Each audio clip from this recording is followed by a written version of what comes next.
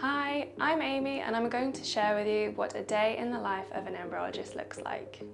The very first job of the day is to check every piece of lab equipment to ensure it is at the optimum range of conditions for the embryos and gametes.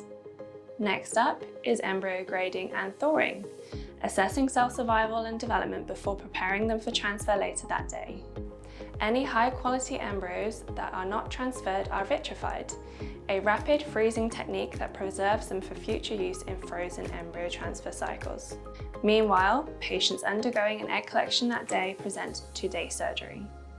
At Adora Fertility, egg collections are performed under anaesthetic by a fertility specialist.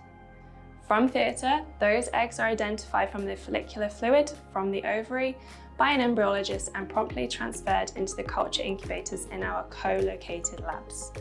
For ICSI cases, hyaluronidase is then used to gently remove surrounding cells, allowing us to see the oocytes clearly and assess egg maturity.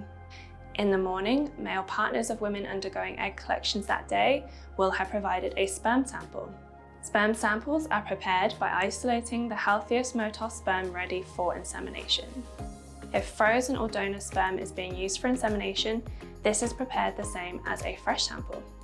Insemination is performed using either standard IVF insemination or ICSI, where we use micropipettes the size of a human hair to inject a single sperm into each mature egg. These eggs are incubated overnight in culture and will be checked for fertilization the following day, and we aim to do an embryo transfer 5 days after egg collection. An embryo transfer is the culmination of a person's IVF journey. As an embryologist prepares an embryo for transfer, patients will be able to see the embryo briefly on screen.